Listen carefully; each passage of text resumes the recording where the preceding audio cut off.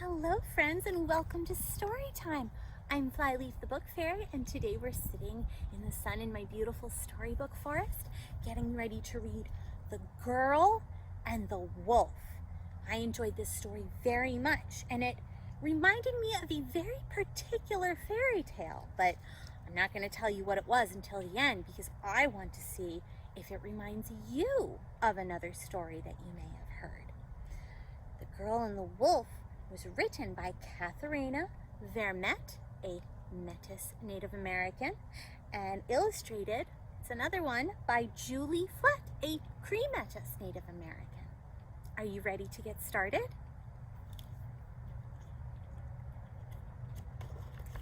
The Girl and the Wolf. The girl ran through the bush while her mother picked berries. She was helping, but mostly running. "Don't go too far," her mother called. "It's going to be dark soon." "Okay," the girl said, but kept running. Suddenly, the girl looked up and couldn't see her mother anymore.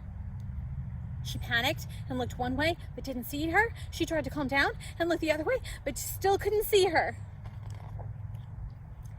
Everything got quiet and dark.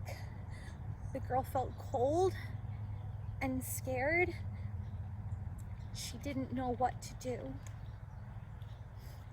Out from between the trees, a tall, gray wolf with big, white teeth appeared.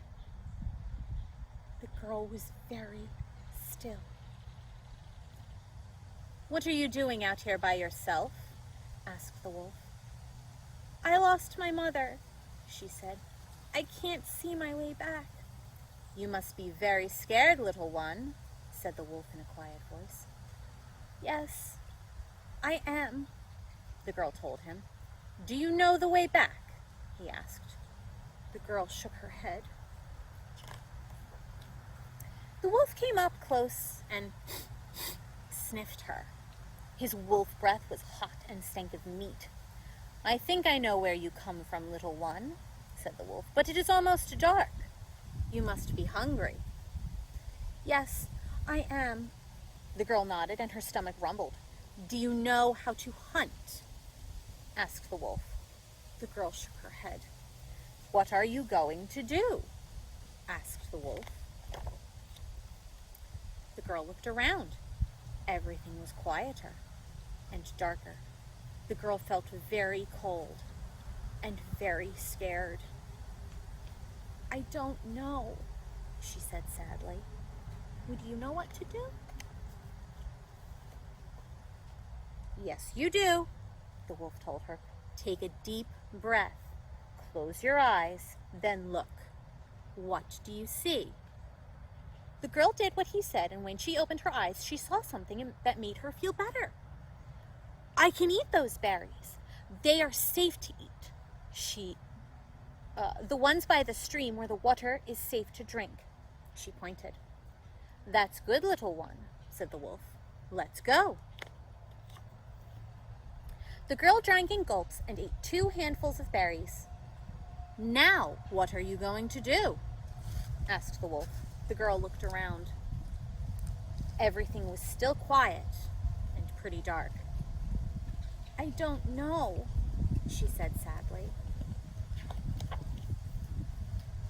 "Yes, you do," the wolf told her. "Take a deep breath, close your eyes, then look. What do you see?" The girl did what he said, and when she opened her eyes, she saw something that made her feel better. "The skinny trees over there, that's where we were camped," the girl said with a big grin. The gray wolf nodded and smiled at her with his big, white teeth.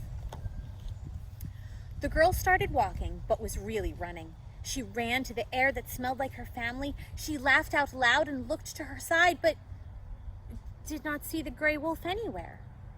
She looked one way, but didn't see him. She looked the other way, but still couldn't see him. Just then her mother appeared with her basket full of berries. "Oh, my girl," her mother called. "I told you not to go too far." "Mama, I was lost and a wolf helped me," the girl told her. Her mother was surprised. "A wolf?" "Yes," the girl said. "He was big and gray. At first I thought he was going to hurt me."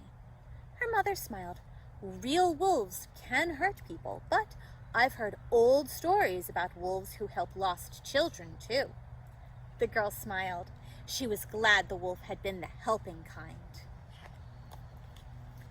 When they returned to their camp, the girl told everyone about her big adventure and her special wolf.